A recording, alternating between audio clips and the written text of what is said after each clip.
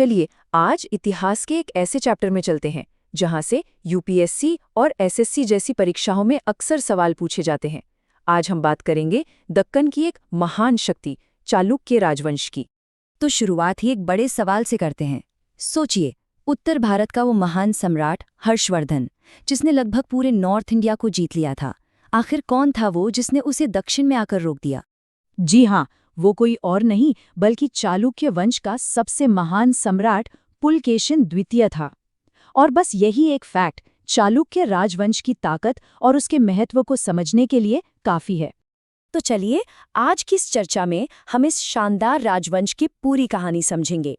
हम जानेंगे कि वो कौन थे, उनकी 3 शाखाओं में क्या अंतर था, पुलकेशिन द्वितीय की कहानी क्या है और सबसे जरूरी उनकी वास्तुकला कैसी थी। और हाँ, अंत में एक जबरदस्त रिवीजन भी करेंगे। तो सबसे पहले ये जानना जरूरी है कि ये चालुक्य थे कौन और इनका राज कहाँ-कहाँ तक फैला हुआ था। जरा इस नक्शे पर नजर डालिए। ये कोई छोटा मोटा राज नहीं था। उत्तर में नर्मदा नदी से लेकर नीचे दक्षिण में कावेरी नदी तक, मतलब आज का कर्नाटक, महाराष्ट्र और आंध्र प्रदेश का एक बहुत बड़ा हिस्सा इनके कब्जे में था। इनकी 3 मुख्य राजधानियां थीं, बदामी, विंगी और कल्याणी। अब कुछ की पॉइंट्स जो सीधे सीधे एग्जाम में आ सकते हैं। इनका टाइम पीरियड था 6वीं से 12वीं सदी तक। ये कर्नाटक के ही मूल निवासी थे जो कदंबों के बाद सत्ता में आए। और हाँ, ये गोत्र याद रखिएगा, मानव्यस गोत्र। ये उनके वंश को पौराणिक ऋषि मनु से जोड़ता है। ये प्रीलिम्स के लिए एक हॉट क्वेश्चन बन सकता है। अच्छा, यहाँ पर अक्सर स्टूडेंट्स कंफ्यूज हो जाते हैं क्योंकि चालुक्य एक नहीं बल्कि 3 अलग-अलग शाखाओं में थे। तो आइए इस कंफ्यूजन को हमेशा के लिए दूर करते हैं। ये टेबल देखिए, ये सब कुछ क्लियर कर देगी। और इसे याद रखने का एक बहुत ही सिंपल तरीका है, BVK। बी से बादामी जो ओरिजिनल थे, वी से वेंगी जो ईस्टर्न ब्रांच बनी, और के से कल्याणी जहां इनका साम्राज्य बाद में फिर से खड़ा हुआ। बादामी वालों ने हमें पुलकेशिन द्वितीय और वेसर आर्किटेक्चर दिया, तो कल्याणी वालों ने विक्रमादित्य षष्ठम और मिताक्षरा जैसा महत्वपूर्ण कानूनी ग्रंथ जो आज भी हिंदू उत्तराधिकार कानून का आधार है। और अब कहानी के मेन हीरो की बात करते हैं, वो शासक जिसने चालुक्य वंश का नाम इतिहास में अमर कर दिया, महान पुलकेशिन द्वितीय। क्या आप जानते हैं, पुलकेशिन द्वितीय का असली नाम ऐरेय था। उन्होंने सत्याश्रय यानी सत्य का घर और पृथ्वी वल्लभ जैसी उपाधियां लीं। इतना ही नहीं, सोचिए उस जमाने में उनके डिप्लोमैटिक रिश्ते फारस यानी आज के ईरान के राजा खुसरो द्वितीय तक थे। इसका सबूत हमें अजंता की गुफाओं में बने एक चित्र से मिलता है। देखिए, उनका जीवन किसी फिल्म की कहानी से कम नहीं था, जीत और हार की एक महान गाथा। एक तरफ वो हर्षवर्धन जैसे सम्राट को नर्मदा के किनारे रोक देते हैं और परमेश्वर का टाइटल लेते हैं, जो कि एक अकल्पनीय जीत थी।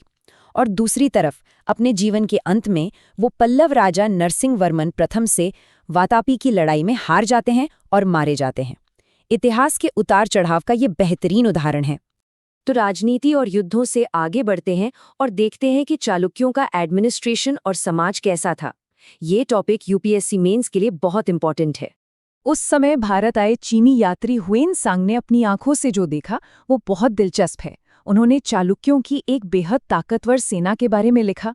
उन्होंने यहाँ के लोगों को स्वाभिमानी बताया, लेकिन सबसे हैरान करने वाली बात जो उन्होंने लिखी वो थी 100 से ज्यादा बौद्ध मठों का होना। इससे हमें उनकी धार्मिक सहिष्णुता का पता चलता है। उनका एडमिनिस्ट्रेशन बहुत ही ऑर्गेनाइज था। साम्राज्य को प्रांतों में बांटा गया था, जिन्हें महाराष्ट्रक कहते थे। उसके नीचे राष्ट्रक, विषय और सबसे छोटी यूनिट थी भोग। और हाँ, उनकी पावरफुल आर्मी का एक खास नाम था, कर्नाटक बल। ये टर्म जरूर याद रखिएगा। ये चार्ट बहुत अच्छे से दिखाता है कि वो कितने टॉलरेंट थे।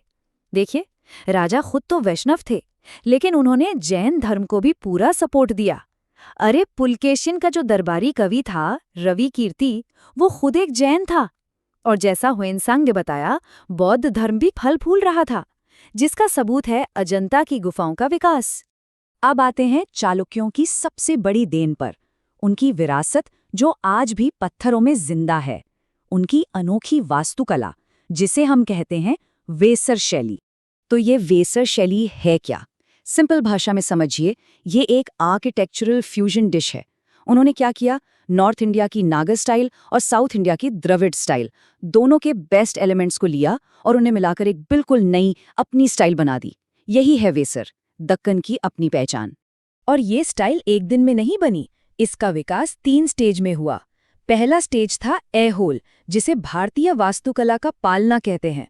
ये उनकी एक्सपेरिमेंटल लैब थी। दूसरा स्टेज बादामी, जहां उन्होंने गुफा मंदिरों में परफेक्शन हासिल किया। और तीसरा और फाइनल स्टेज पत्तदकल, जो उनकी कला का सबसे शानदार नमूना है और एक यूनेस्को वर्ल्ड हेरिटेज साइट भी है। चलिए, सब कुछ पढ़ लिया, अब वक्त है एक क्विक एग्जाम फोकस्ड रिवीजन का। जो कुछ भी हमने सीखा है उसे फटाफट दोहराते हैं। पहला कीवर्ड कर्नाटक बल। क्या था ये? बिल्कुल सही, चालुक्यों की शक्तिशाली सेना का नाम। दूसरा वेसर, मतलब नागर और द्रविड़ स्टाइल के मेल से बनी एक हाइब्रिड आर्किटेक्चरल स्टाइल। और तीसरा ऐहोल शिलालेख। क्यों है ये इतना इम्पोर्टेंट? क्योंकि इसे जैन कवि रवि कीर्ति ने लिखा था और इसी से हमें हर्षवर्धन पर पुलकेशिन द्वितीय की जीत का पक्का सबूत मिलता है।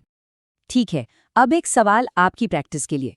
चालुक्य आर्किटेक्चर के कॉन्टेक्स्ट में किस जगह को भारतीय मंदिर वास्तुकला का पालना कहा जाता है? सोच लिया? सही जवाब है सी, ऐहोल, क्योंकि यहीं से तो उनके सारे एक्सपेरिमेंट शुरू हुए थे। और अब जाते जाते आपके लिए एक आखिरी चुनौती। ये सवाल सिर्फ फैक्ट्स का नहीं, बल्कि आपकी समझ का टेस्ट है। ऐहोल शिलालेख किसने लिखा था? और ये फैक्ट चालुक्य दरबार के धार्मिक माहौल के बारे में हमें क्या बताता है? सोचिएगा जरूर, क्योंकि इतिहास सिर्फ तारीखें और नाम नहीं, बल्कि एक पूरी कहानी है।